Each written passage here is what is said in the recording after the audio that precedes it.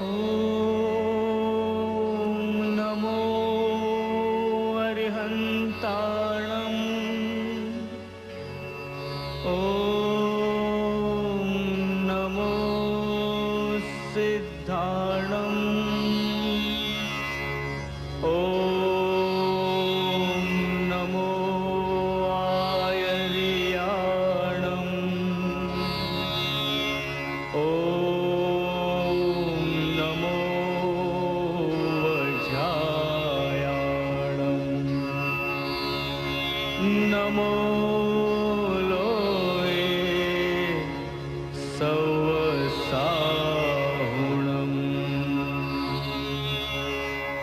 ऐसो पंच नमोकारो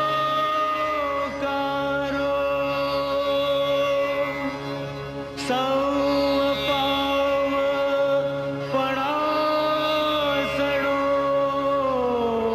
मंगलाणं च सौवेसिं पढमं हवै मंगलम्।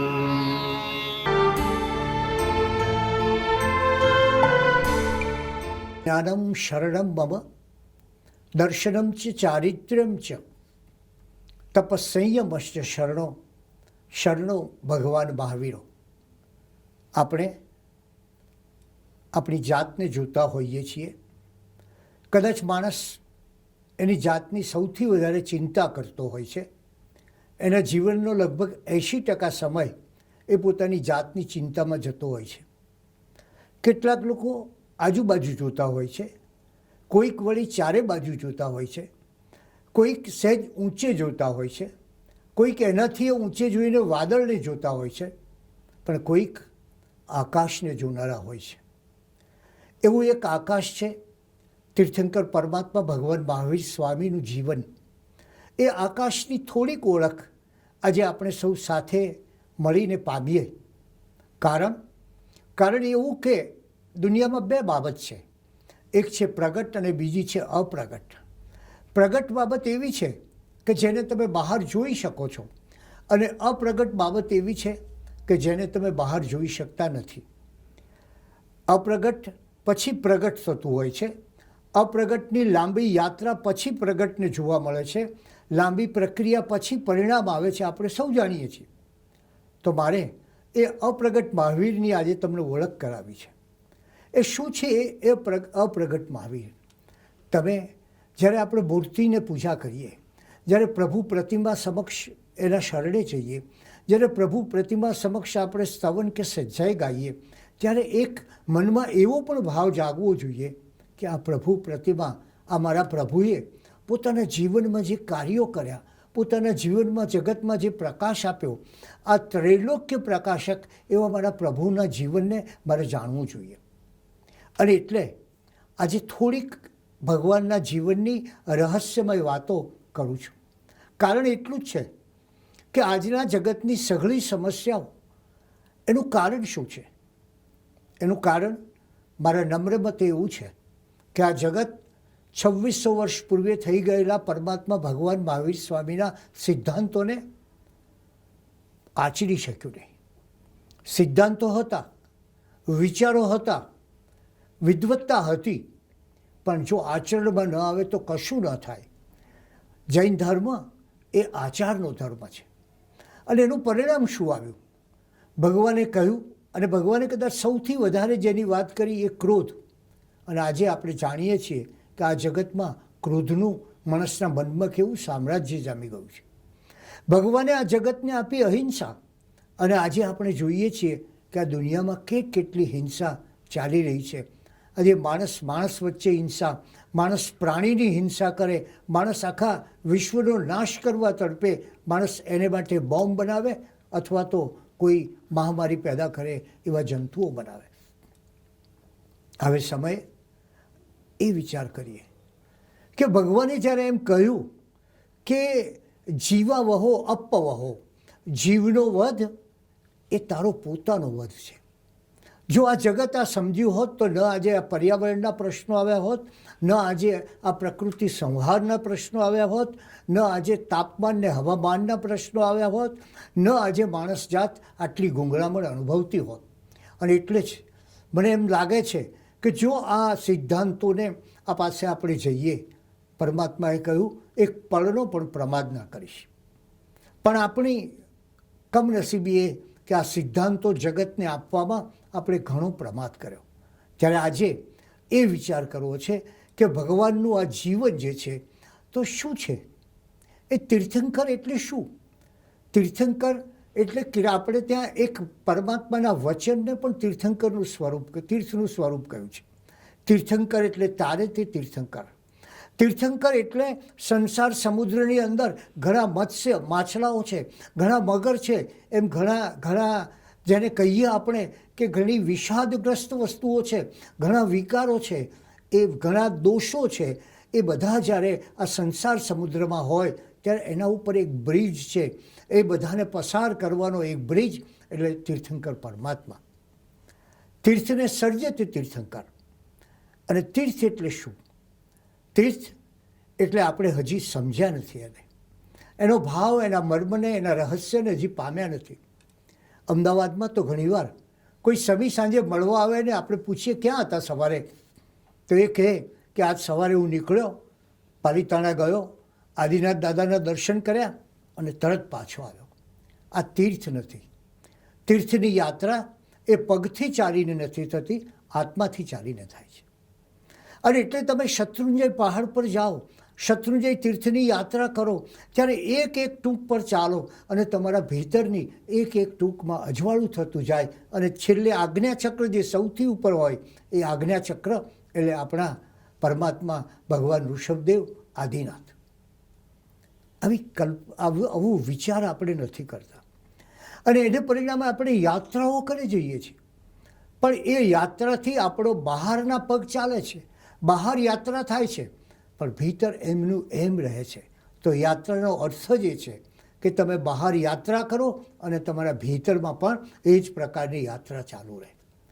એવી યાત્રા વિશે સમેત શિખર જાઓ અને કલ્પના કરો કે જ્યાં 20 તીર્થંકરો જે ભૂમિ ઉપરથી મોક્ષે ગયા છે, કેટલી બધી ચાર્જ ભૂમિ હશે.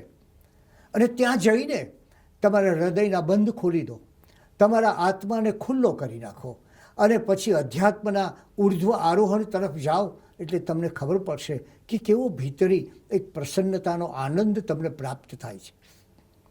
એટલે ભગવાન મહાવીરના ચરિત્રનો વિચાર કરીએ ત્યારે એ તીર્થંકર જેણે એવું તીર્થ સર્જ્યું કે એ તીર્થ પરથી આપણી આધ્યાત્મિક ઉન્નતિની આપણે છલાંગ મારી શકીએ. એ તીર્થ પર જઈ અને આપણે ઉચ્ચ ભાવોના શિખર પર બેસી જઈએ. એ તીર્થ પર જઈ અને આપણે ધીરે ધીરે એ પરમાત્માનો, એ પરમનો સ્પર્શ પામીએ. એ તીર્થ અને એવા તીર્થના સર્જનારા એ તીર્થંકર. એટલે જ્યારે આપણે આ તીર્થંકરનો વિચાર કરીએ ત્યારે એ તો જાણીએ છીએ કે એમને પાસે ધર્મચક્ર હોય, મસ્તક ઉપર 3 છત્ર હોય, એમનું લોહી છે એ શ્વેત હોય, આ બધી ઘટનાઓ જાણીએ છીએ. પણ આપણે સાથે એ પણ જાણવું જોઈએ કે તીર્થંકર એ કેવો એક સરસ ઘાટ છે. એક ઘાટ ઉપર ઊભા હો, બાજુમાં પ્રવાહ વહેતો હોય, એમાં સંસારની નદીના પાસે આ ઘાટ પર તમે ઊભા હો તો સંસારની નદીને તમે આસાનીથી પાર કરી જશો. એટલે તીર્થંકર પરમાત્મા ભગવાન મહાવીર સ્વામી એ એક વિચાર કરીએ તો પુલ છે અને એ પુલ ઉપર એક બ્રિજ પર આપણું પ્રયાણ થાય, એક શિખર છે એના ઉપર આપણું આરોહણ થાય અને ધીરે ધીરે આ બધું થાય ખરું, પણ એ બહાર નહીં. પરમાત્મા કહે છે ભીતરમાં થવું જોઈએ. એમણે કહ્યું ત્યારે શું જીતવાનું છે? બહારના સામ્રાજ્યો જીતવાના નથી, કારણ કે એવી રીતે તો જીતેલો સિકંદર પણ અંતે હાર્યો છે. તારે જીતવાનું છે તારા ભીતરને, તારા અંદરમાં રહેલા દુશ્મનોને, તારા કામ, ક્રોધ, મોહ, વિકાર, વાસનાને. એના ઉપર જે વિજય મેળવે છે, ભગવાન મહાવીર સ્વામી કહે છે એ જ સાચો આ વિજેતા છે, એ જ સાચો જગત વિજેતા છે જેણે પોતાની ભીતરની દુનિયા પર વિજય મેળવ્યો હોય. અને એટલે આપણે આજે એ વિચાર કરીએ કે ભગવાનના એ સિદ્ધાંતો, ભગવાનનું એ જીવન અને કેવી કેવી એક વિશિષ્ટ ઘટનાઓ ભગવાનના જીવનમાં આપણે જોવા મળે છે. અને એમનો વિચાર ત્યાંથી શરૂ કરીએ કે ભગવાનના નામ કેવા છે. ભગવાનનું એક નામ છે સન્મતિ. ઉત્તર પુરાણ જેવા ગ્રંથોમાં તીર્થંકર પરમાત્માનું નામ સન્મતિ છે. તમે વિચાર કરો કે તમારી પાસે મતિ ન હોય તો શું થાય? બુદ્ધિ હોય પણ અવળે માર્ગે ચાલનારી મતિ હોય તો શું થાય? ત્યારે સન્મતિ, સારે માર્ગે જનારી મતિ. આજે આ દુનિયામાં ખોટે માર્ગે જનારી મતિનો ઘણો વ્યાપ વધી ગયો, ત્યારે આ દુનિયાને સૌથી વધારે જરૂર સન્મતિની છે. ત્રિષષ્ટિ શલાકા પુરુષ ચરિત, કલિકાલ સર્વજ્ઞ હેમચંદ્રાચાર્યની એક મહાન કૃતિ. એમાં ભગવાનનું નામ અને બીજા અન્ય ગ્રંથોમાં પણ વર્ધમાન મળે છે. વર્ધમાન એટલે વધવું. અને એમ કહે છે કે પ્રભુનો જન્મ થવાનો હતો ત્યારે ધન ધાન્યથી પૃથ્વી આખી છલકાઈ ગઈ. બધે જ સુખ વધવા માંડ્યું અને દુઃખ આપોઆપ ઓછું થયું. એ વર્ધમાનના અનુયાયી એને શું ક્યાં વધવાનું છે? એને વધવાનું છે પોતાના ભીતરમાં વધવાનું છે. એક ફ્લેટ મળ્યો અને પછી હાઉસ તરફ દોડ લગાડે એમ વધવાનું નથી. એને વધવાનું છે પોતાની અંદરની બાજુએ. એટલે જે પોતાના ભીતરમાં વધે છે એ જ ધીરે ધીરે આગળ જતો જાય છે. અને આ ભીતરની યાત્રા આપ સૌ જાણો છો, યુનાઇટેડ નેશન્સના સૌથી કાર્યદક્ષ મહામંત્રી હતા ડાગ હેમરશિલ્ડ. આ ડાગ હેમરશિલ્ડે પોતાની આત્મકથા લખી અને આત્મકથામાં લખ્યું કે આજે સવારે હું ઇજિપ્ત ગયો અને ત્યાં કર્નલ નાસર સાથે ચર્ચા કરી, ઇઝરાયલ ગયો ત્યાં ચર્ચા કરી, પેરિસ ગયો આની સાથે ચર્ચા કરી. બહુ જીવંત અને ડાયનેમિક વ્યક્તિત્વ. અને એમ કહેવાય કે સવારે પેરિસમાં ચા પીએ તો બપોરનું ભોજન એ લંડનમાં લેતા હોય અને બીજા દિવસના બપોરનું પછીનું ભોજન એ અમેરિકામાં લેતા હોય. આવી વ્યક્તિએ પોતાની આખી આત્મકથા લખી. અને આત્મકથા લખ્યા પછી છેલ્લું વાક્ય આત્મકથાનું એ છે કે the longest journey is the journey within. દુનિયાની સૌથી લાંબી કોઈ યાત્રા હોય ને તો એ ભીતરની યાત્રા છે. આજથી હજારો વર્ષ પહેલાં પરમાત્માએ કહ્યું, તું ક્યાં ચાલ, તું ક્યાં જા, તું કોની સાથે રહે, તું કોની પાસે રહે? એમણે કહ્યું, તું ભીતરની પાસે રહે. કારણ કે ભીતરની યાત્રા એ જ જીવનનો એક સૌથી મોટો પ્રયાસ, પડાવ, પુરુષાર્થ અને અધ્યાત્મ છે. અને કલ્પના કરો સમવસરણની. પરમાત્મા સમવસરણમાં બેઠા છે અને આસપાસ કેવું વાતાવરણ સર્જાય છે? અહિંસાનું વાતાવરણ. સિંહ અને ગાય એક સાથે હોય. જે વિરોધી પ્રકૃતિવાળા પ્રાણીઓ સાપ અને નોળીઓ સાથે હોય. એનો અર્થ જ એ કે જ્યાં અહિંસાનું સામ્રાજ્ય હોય ત્યાં હિંસા નષ્ટ થઈ જાય છે. અને ભગવાને આ જગતને આ અહિંસાનો ઉપદેશ આપ્યો. અને જ્યારે એ સમવસરણમાં બેઠેલા ભગવાનની તમે કલ્પના કરો, એક રૂપાનો ગઢ, એક સુવર્ણનો ગઢ, એક રત્નનો ગઢ, એની કલ્પના કરો. પરંતુ આ સમવસરણની પાછળના રહસ્યને સમજવાની જરૂર છે. એની પાછળનું રહસ્ય એ છે કે આ રૂપાનો ગઢ છે એ દેહનો ગઢ છે. માણસ એની દેહની આસના વાસના પાછળ લગભગ આખું જીવન વ્યતીત કરી દીધું હોય છે. મને કેમ સુખ લાગે, મને કેમ પ્રતિકૂળ ન લાગે અને અનુકૂળતા મળે, મારી કેમ સગવડ સચવાય, એ દેહને માટે માણસ પોતાના જીવનનો ઘણો મોટો ભાગ વાપરતો હોય છે. એ રૂપાનો ગઢ છે. પછી બીજો ગઢ છે એ સોનાનો ગઢ છે. એ સોનાનો ગઢ એટલે તમારા મનનો ગઢ. માણસે બીજું જીતવાનું છે મન. આપણે જાણીએ છીએ કે આનંદગંજી મહારાજે કહ્યું છે કે કુંથુજીને મનડું કિમહીન બાજઈ, જીમ જીમ જતન કરીને રાખવું, તીમ તીમ અવલું ભાજે હો. જેમ જેમ પકડીને રાખું છું એમ અવળું જાય છે, માકડાની માફક દોડે છે. ત્યારે બીજો વિજય પામવાનો છે તે મનનો વિજય છે. ભગવાન મહાવીર સ્વામીના એ વચનોને યાદ કરો. ભગવાને એમ કહ્યું કે આ તારું મન એ તો એક તોફાની ઘોડા જેવું છે, એને લગામ જોઈએ. અને કઈ લગામથી તમે મનને વશમાં કરી શકો તો એ છે સંયમની લગામ. અને એવો એ સંયમ ભગવાને બતાવ્યો. એટલે કે બીજો ગઢ છે જે સોનાનો ગઢ છે એ છે મનનો ગઢ. અને ત્રીજો ગઢ છે એ રક્તનો ગઢ છે, એ આત્માનો ગઢ છે. એટલે કે તમે દેહને પાર જઈ, એનાથી આગળ મનને પાર જઈ, એટલે કે દેહની લાલસાઓ તૃષ્ણાઓ પર વિજય મેળવીને આગળ જાઓ.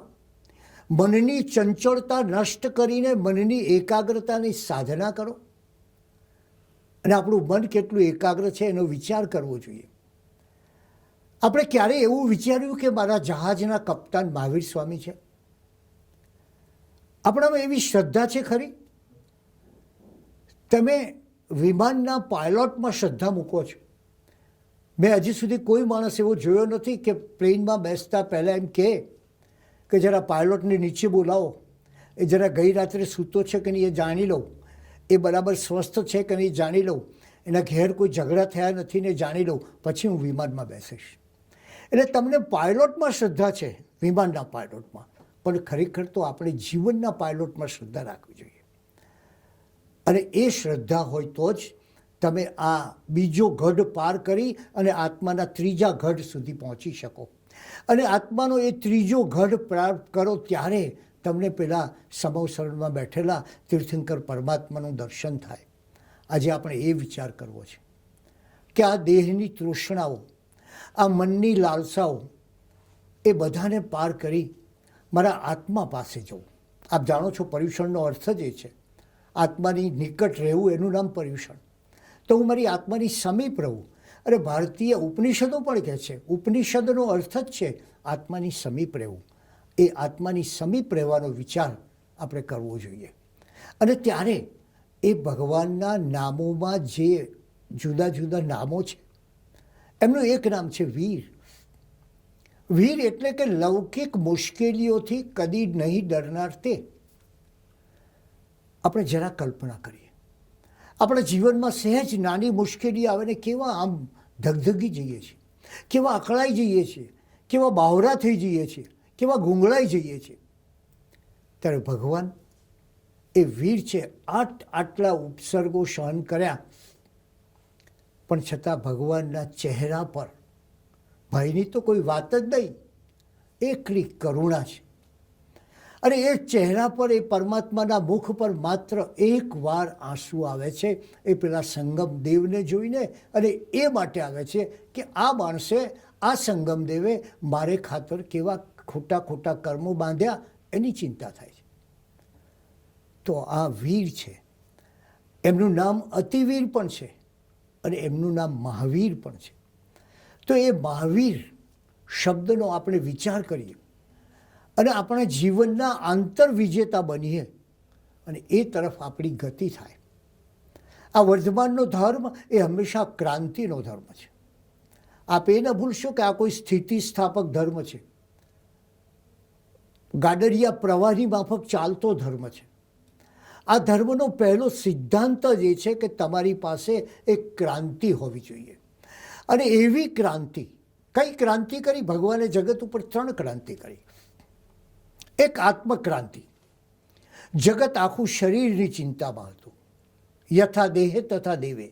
જેવો તમે દેહને આપો છો, દેહને નવડાવો છો, દેહને રળિયામણો બનાવો છો, એવા દેવને રળિયામણા બનાવો. એવી માન્યતા પ્રવર્તતી હતી. ત્યારે ભગવાને કહ્યું કે તું આ બધું છોડી દે, આ બહારની વાત જ છોડી દે. જે કંઈ છે એ તો તારી ભીતરનો આત્મા છે.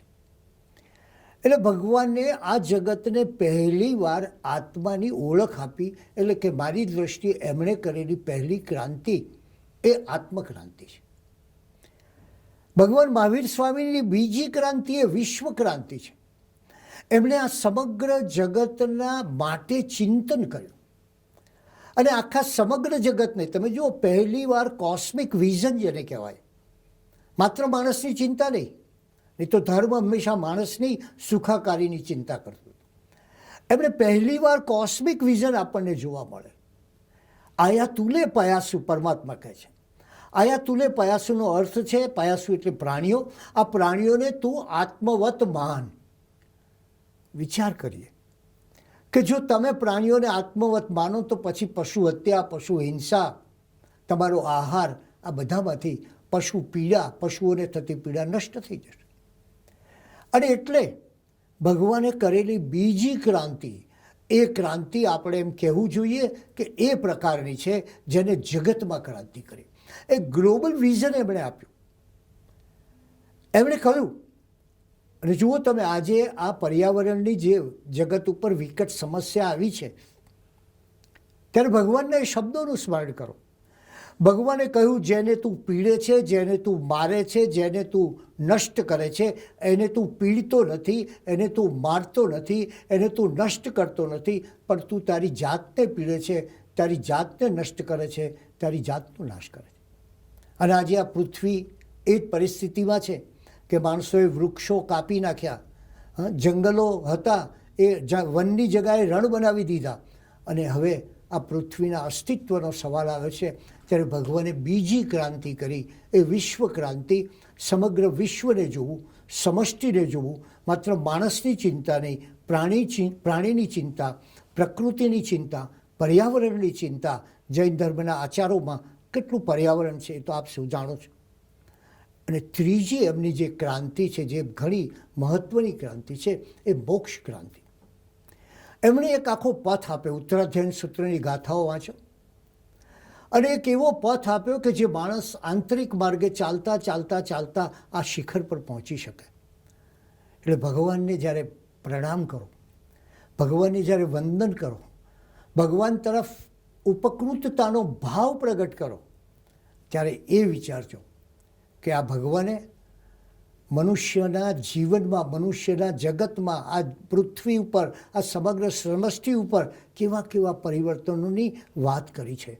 અને એટલે જ જ્યારે ભગવાનનો જન્મ થયો એ સમયે ધરતી પર જીવ માત્ર સંતપ્ત હતા. યજ્ઞોમાં પશુઓની હિંસા થતી, અને જેટલી વધારે પશુઓની હિંસા થાય એટલો મોટો રાજા એ ગણાતો. અને એવે સમયે ભગવાને એક જુદી વાત કરી.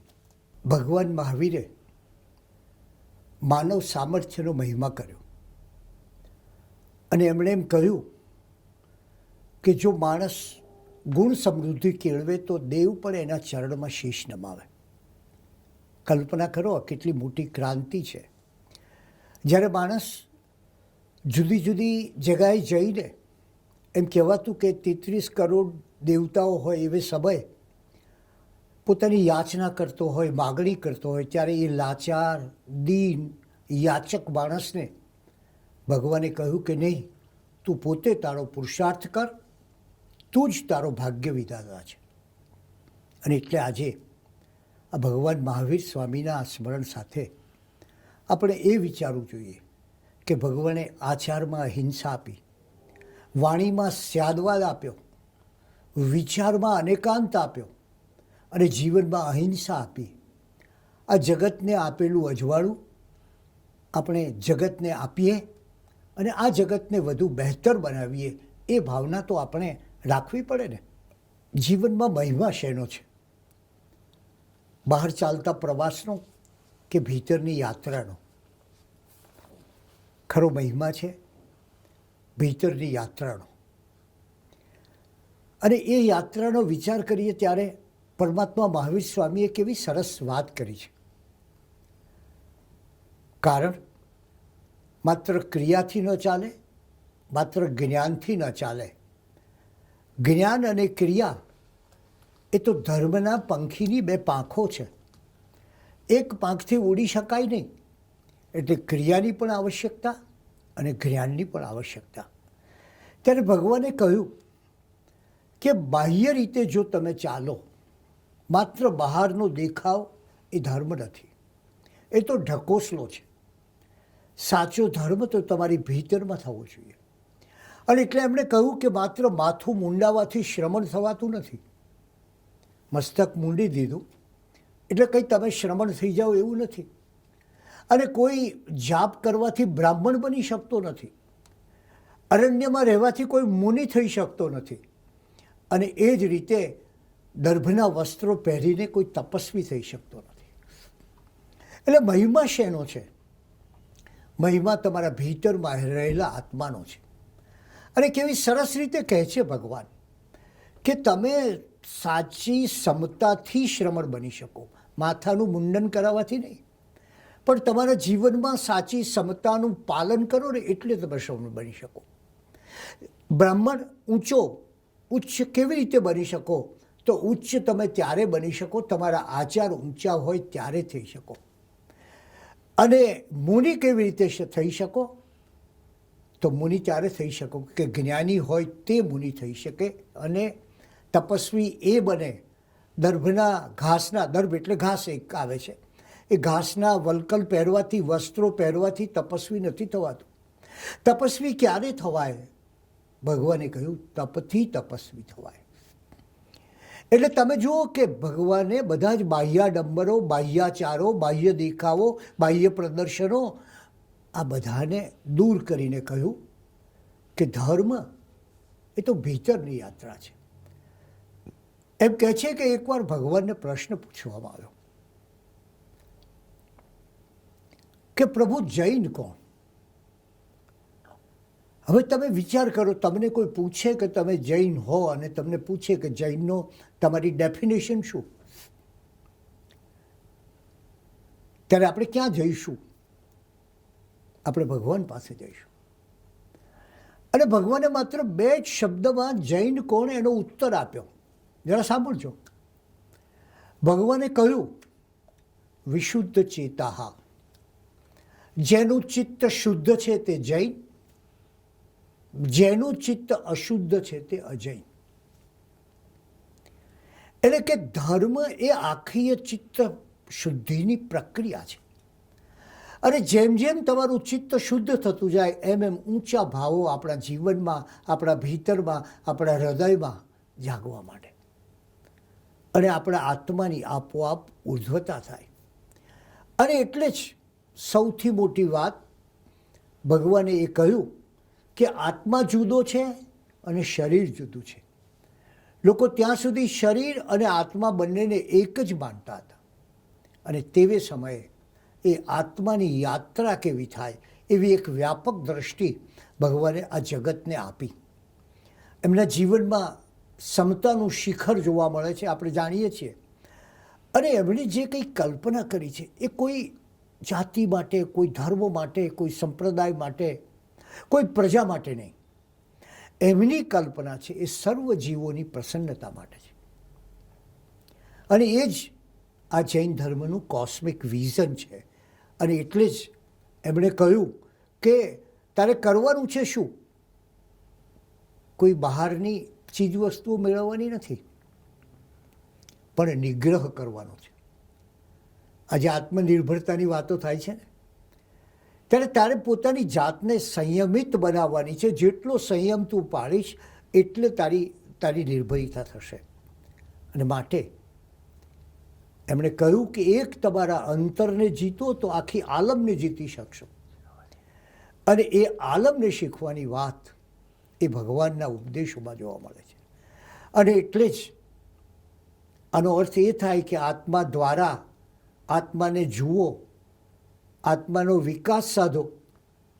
અને તો કદાચ જૈન ધર્મનું મોટામાં મોટું એક ક્રાંતિકારી વચન છે, તો તમે પણ પરમાત્મા બની શકો. એક સરસ ઉદાહરણ આપે છે. એ કહે છે કે એક નાનકડી ગોટલીની અંદર જેમ આખું આંબાનું વૃક્ષ સમાયેલું હોય છે. એ ગોટલીનો વિસ્તાર થાય એટલે એક વિરાટ સરસ મજાનું સુંદર પાંદડાઓવાળું, કેરીથી લચી ગયેલું એવું એક મધુર આંબાનું વૃક્ષ, આંબા વાડિયું થાય. અને એ આંબાનું વૃક્ષ થાય છે. એમ મહાવીર સ્વામી કહે છે કે તું તારા આત્માનો વિકાસ થાય તો તું પણ પરમાત્મા બની શકે છે. એટલે પ્રત્યેક માનવ ગૌરવની સાથે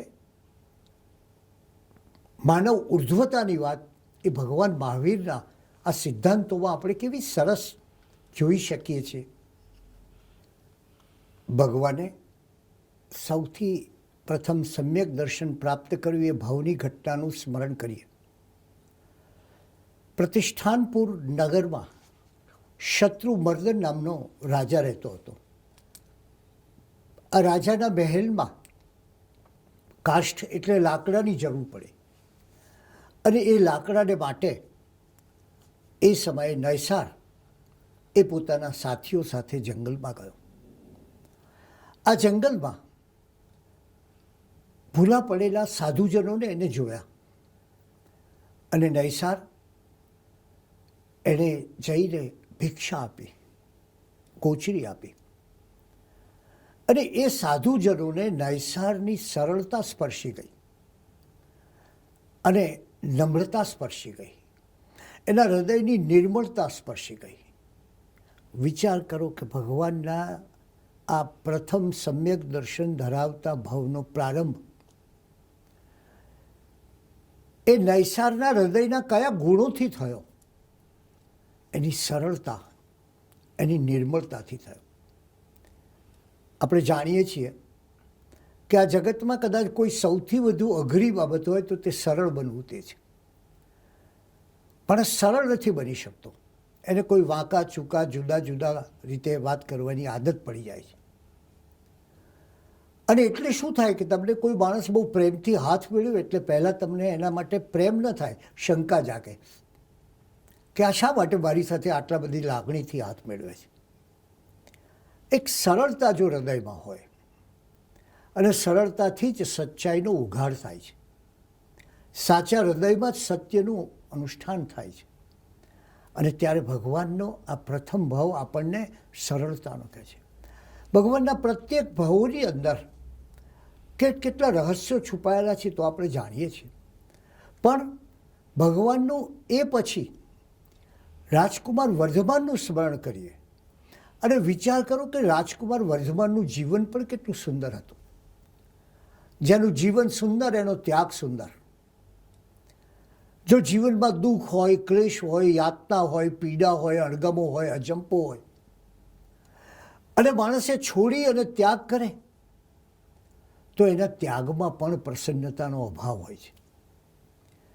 ભગવાનનું ગૃહસ્થ જીવન દુર્ભાગ્ય આપણે ભૂલી ગયા છીએ. એવું સરસ ગૃહસ્થ જીવન છે. એટલે એવું નથી કે ભગવાને માત્ર આપણને વૈરાગ્યનો જ ઉપદેશ આપ્યો છે.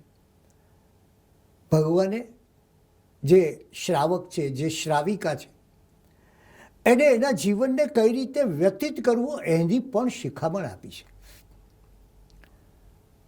પણ દુર્ભાગ્ય આપણે ભગવાનનું ગૃહસ્થાશ્રમ ભૂલી ગયા. પણ તમે કલ્પના કરો કે એ રાય સિદ્ધાર્થનો રાજમહેલ અને એમાં એક બાજુ રાય સિદ્ધાર્થ બેઠા હોય, બાજુમાં માતા ત્રિશલા બિરાજમાન હોય, આ બાજુ નંદીવર્ધન હોય, જ્યેષ્ઠ બંધુ મોટા ભાઈ, અને નંદીવર્ધનના પત્ની જ્યેષ્ઠા હોય, આ બાજુ યશોદા હોય વર્ધમાનના પત્ની અને પુત્રી પ્રિયદર્શના હોય. અને શું થતું હતું? એમ કહે છે કે એ સમયે આ બધા ભેગા મળીને થોડો સમય ભક્તિ સંગીત કરતા અને પછી રાજકુમાર વર્ધમાન પોતાના ભીતરના ભાવોનું પ્રાગટ્ય કરતા. એક વસ્તુ આપણે યાદ રાખવી જોઈએ કે વ્યક્તિ એ જ્યારે પોતે પરિસ્થિતિનો ગુલામ બને છે ત્યારે એ પરિસ્થિતિ વિશે યોગ્ય વિચાર નથી કરી શકતો. ભગવાન પાસે એમણે જોયું કે જે રાજકુમાર કહેવાય છે એની વીરતા ક્યાં છે? એની વીરતા શિકાર કરવામાં છે. અને ભગવાન સ્વયં રાજકુમાર હોવા છતાં એ વીરતાનો વિચાર ફગાવી દીધો. એમણે કહ્યું, તું વીર શાનો? આ અબોલ મૂંગા પ્રાણીને મારે એ વીર શાનો? વીર તો એ છે કે જે પોતાના હૃદયની ભીતરમાં પડેલા જે દુર્ભાવો છે, દૂષણો છે, વિકારો છે, વાસનાઓ છે, એને મારે એ ખરો વીર. તમે જુઓ કે એ જમાનામાં યુદ્ધો ચાલતા અને યુદ્ધો કેવી બાબત માટે? નાની સીમને માટે આ મારી સીમની અંદર એને આટલી જમીન પચાવી પાડી છે. એક રાજા બીજા રાજાનું ધન માટે, વૈભવ માટે, સ્ત્રીઓ માટે આવા યુદ્ધો થતા હતા. યુદ્ધ વિરોધી અવાજ જગતમાં મહાવીર સ્વામીના જીવનમાં સંભળાય છે. આજે જગતમાં યુદ્ધ વિરોધી આંદોલનો ચાલે છે, પણ એના આદ્ય પ્રવર્તક કોણ? ભગવાને કહ્યું, આ બહારના યુદ્ધો કરે શું વળે? આ તો તમારી વૃત્તિના યુદ્ધો છે, તમારી લાલસાના યુદ્ધો છે, તમારી લિપ્સાના યુદ્ધો છે. ખરેખરનું યુદ્ધ એ તો તમારા અંતર સાથેનું છે. અને એટલે આખી યુદ્ધની વિચારધારાને અહિંસામાં પલટી નાખી. જ્યાં હિંસાની ગરિમા હતી, જ્યાં હિંસાનું મહત્વ હતું, જ્યાં હિંસાનો પ્રભાવ હતો, જ્યાં હિંસાનો પ્રચાર હતો, ત્યાં એમણે આખી અહિંસાની ભાવના ઊભી કરી. મેં આપને કહ્યું ને કે મહાવીરનો ધર્મ એ ક્રાંતિનો ધર્મ છે. અને ક્રાંતિ આ કે જે અનિષ્ટ પરિસ્થિતિ છે એની સામે સતત યુદ્ધ ખેડવું, એનું નામ આ ક્રાંતિ. અને એટલે જ જ્યારે એ દુઃખીઓના દર્દ જુએ છે, વેદના જુએ છે, અને મહાવીર પછી આ માનવ સુખની શોધમાં જાય છે. એમણે આ જગતને માનવ સુખનો પાઠ આપ્યો છે. ક્ષમાની કોણે વાત કરી મને કહેશો? અનેક વિચારધારાઓમાં ક્ષમા કદાચ મળે તમને, પણ તમે ક્યાંય એક ક્ષમા જોઈ કે જ્યાં નાનો મોટાની, મોટો નાનાની પ્રત્યક્ષ ક્ષમા માગે? સામે જઈને, માત્ર મનમાં નહીં, માત્ર મંદિરમાં નહીં, માત્ર ગુરુ પાસે નહીં. અને ત્યારે આ એક ક્રાંતિનો ધર્મ છે, એ આપ સૌ વિચારો. અને એવી ક્રાંતિ કે જેણે આ જગતની અંદર સ્થાયી શાંતિ લાવે છે. એટલે હું હંમેશા કહું છું કે આ ઉપદેશ એ પ્રાચીન નથી, એ અર્વાચીન નથી, એ શાશ્વત છે, સદાકાળ રહેનારો છે. માણસ જાતિના હિતને કરનારો, સદાકાળ ટકનારો આ ઉપદેશ છે. અને એટલે જ પેલા ગૃહસ્થાશ્રમનો વિચાર કરીએ. એમના ભક્તિ સંગીત ચાલતું, અને પછી એ ભક્તિ સંગીત પૂરું થયા બાદ ભગવાન મહાવીર ઉપદેશવાણી કહેતા. આવો એક નાનો પ્રયોગ ઘર શાળાનો, ઘર સત્સંગનો આપણે કરવો જોઈએ. ને મેં કર્યો હતો કે અઠવાડિયે એક દિવસ ઘરના સૌ વડીલો ભેગા થાય, યુવાનો ભેગા થાય, દીકરી ભેગી થાય, દીકરા ભેગા થાય, અને સૌ સાથે બેસીને પોતાને મનગમતું વાંચન કરે. આ કુટુંબમાં હવે સાથે બેસવું એ પણ એક મોટો પુરુષાર્થ છે. અને પછી એકબીજાની વાત કરે, એકબીજાના સારા વિચારો કરે, એકબીજાનું સારું વાંચન કરે. આવી ઘર સભાના આયોજનની આ સમાજને ખૂબ તાતી જરૂર છે. કારણ કે એના સંસ્કાર, એના મૂલ્યો, એની ભાવનાઓ એ ધીરે ધીરે એટલી ઝડપથી ઘસાય છે કે જો આવી ઘર સભા ન હોય તો એ બાળકને પોતાના બાળપણમાં આ સંસ્કારો નહીં મળે. અને સંસ્કાર વિનાનો માણસ એ તો એમ જ વિચારશે ને કે મારે શું, આને એક નાક છે ને બે કાન છે, એમ મારે છે, અમે ક્યાં કોઈ ફરક છે? માણસનો ફરક પડે છે એના સંસ્કારોથી, એના મૂલ્યોથી, એની જીવનશૈલીથી.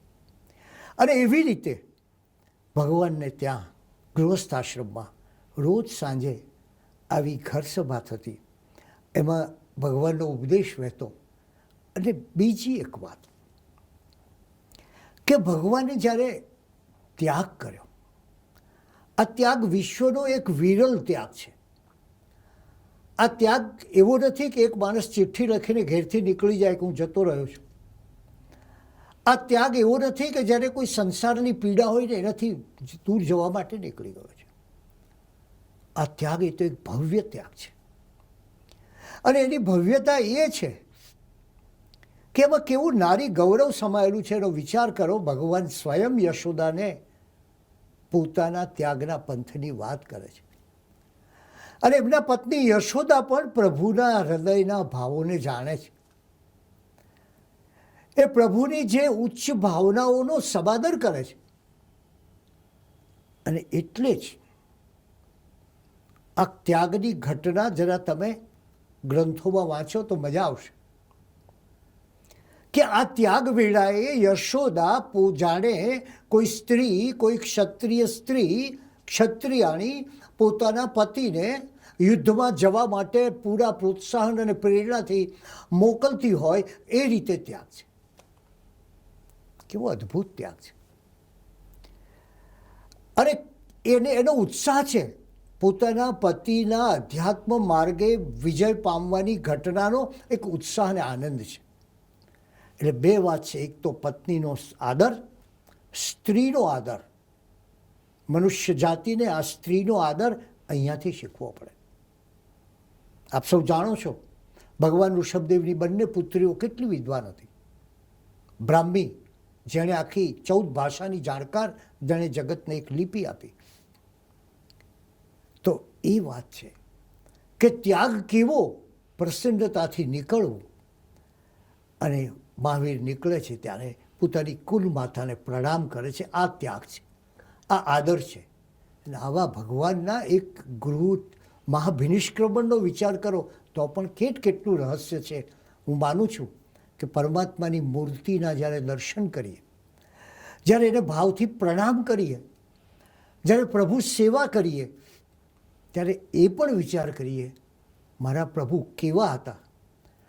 એ પ્રભુનું વર્ણન કરતા કલિકાલ સર્વજ્ઞ હેમચંદ્રાચાર્ય, જેમને કલિયુગમાં સર્વજ્ઞ કહેવામાં આવે છે, અને એમ કહેવાય છે કે વિદ્યાનું કોઈ પણ ક્ષેત્ર એ એમની રચના વગર રહ્યું નહોતું. એમણે એમના જીવનમાં 3.5 કરોડ શ્લોકોથી વધુ શ્લોકોની રચના કરી. આવા કલિકાલ સર્વજ્ઞ મહારાજાએ વિતરાગ સ્તવમાં પ્રભુ મહાવીરનું વર્ણન કરતા એમ કહ્યું છે કે પ્રભુ તારી શાંતિ અદ્ભુત છે. બહાર ઝંઝાવાત હોય, બહાર ઉપસર્ગ હોય, બહાર આપત્તિ હોય, બહાર અનેક દુર્ઘટનાઓ ઘટતી હોય, અને એવે સમયે ક્યારેક ચંડકૌશિક સર્પ આવે, ક્યારેક શૂલપાણી યક્ષનો ઉપદ્રવ હોય, ક્યારેક કઠપૂતના એમને યાતના આપતી હોય.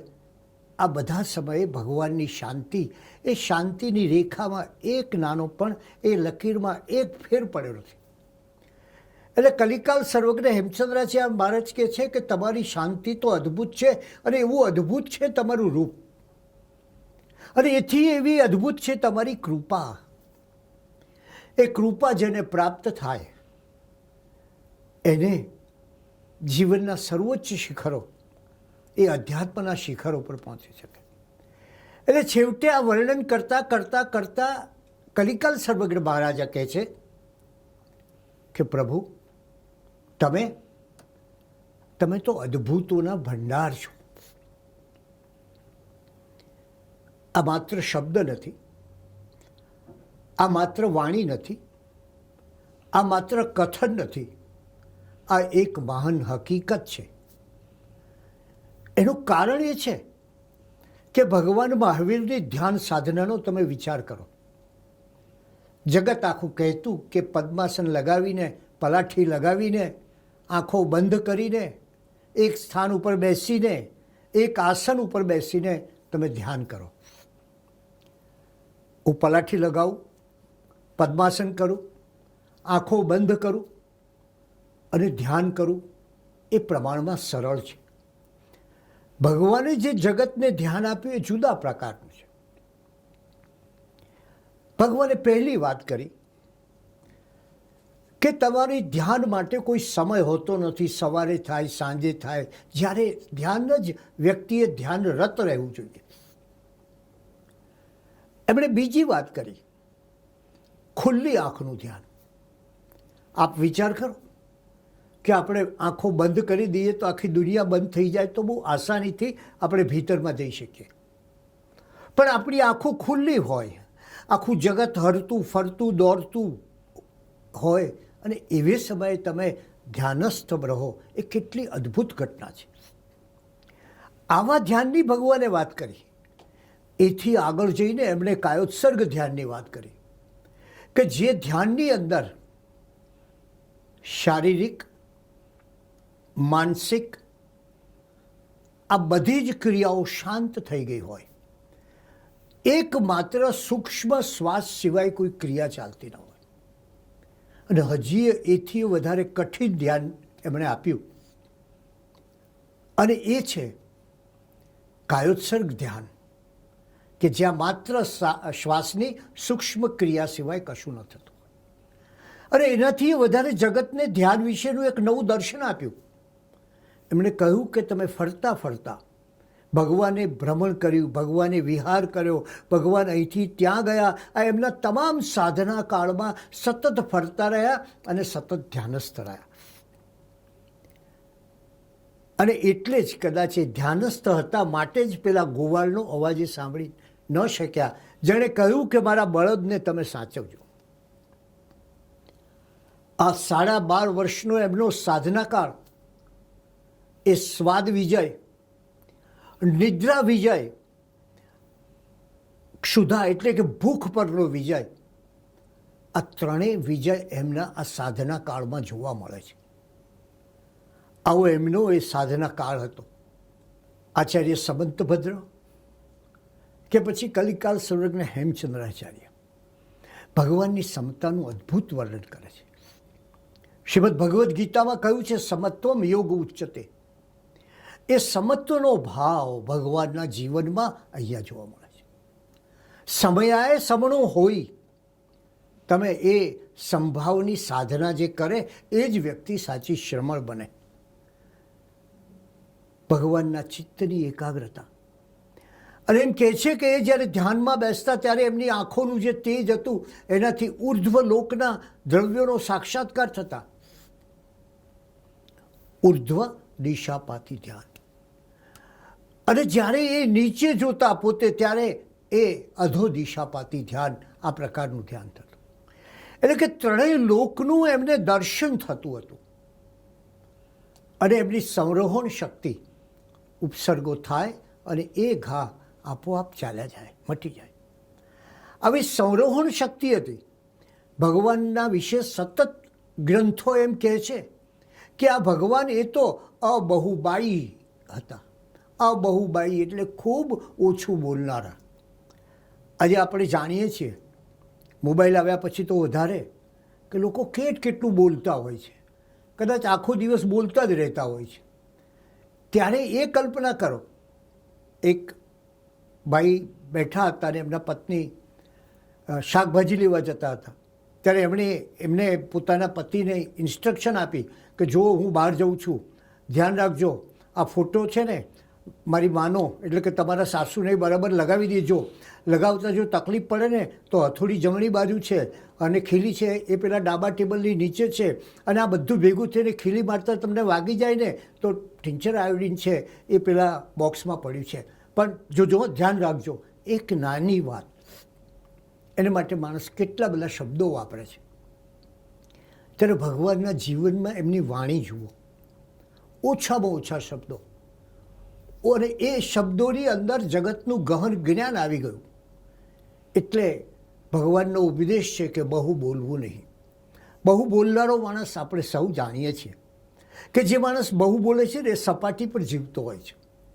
એને જીવનની ભીતરમાં એનો દૃષ્ટિપાત થતો નથી, કારણ કે બોલતો હોવાથી સતત બહારની દુનિયા સાથે એનો સંબંધ રહે છે અને એની પરિણામે એની અંતરની દુનિયામાં ખાલીપો રહે છે. એટલે ભગવાને કહ્યું કે બને એટલા શબ્દોનો ઓછો ઉપયોગ કરો. આટલા સાધના કાળની અંદર પરમાત્મા ક્યાં કશું બોલ્યા છે? કલ્પના કરો એ સાધના કાળની, કે આટલા વર્ષો સુધી કોઈ વાણી તમને પ્રાપ્ત નથી થઈ. અને એવા પરમાત્માના આપણે સૌ વારસો.